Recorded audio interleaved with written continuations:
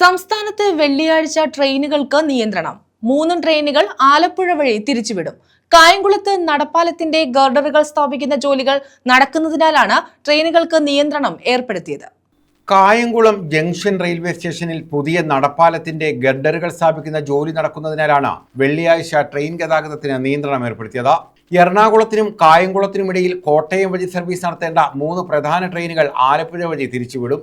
മംഗളൂരുവിൽ നിന്നും പുറപ്പെടുന്ന 16-348 number Mangaluru Thiruvananthapuram central express, രാമേശ്വരത്തു നിന്നും പുറപ്പെടുന്ന 16-344 number Rameswaram Thiruvananthapuram Amrita express, 16-350 number Thiruvananthapuram north Rajyarani express എന്നിവയാണ് ആലപ്പുഴ വഴി തിരിച്ചുവിടുന്നത്. തിരുവനന്തപുരം എക്സ്പ്രസിന് പിറവം റോഡിലെ സ്റ്റോപ്പ് ഒഴിവാക്കി. പകരം 3 ട്രെയിനുകൾക്കും എറണാകുളം ജംഗ്ഷൻ, സൗത്ത്, ആലപ്പുഴ, അമ്പലപ്പുഴ എന്നിവിടങ്ങളിൽ അധിക സ്റ്റോപ്പുകൾ അനുവദിച്ചിട്ടുണ്ട്. ഒരു ദിവസത്തേക്ക് മാത്രമാണ് ട്രെയിനുകൾക്ക് നിയന്ത്രണം ഏർപ്പെടുത്തിയിട്ടുള്ളത്. News bureau, Kayamkulam.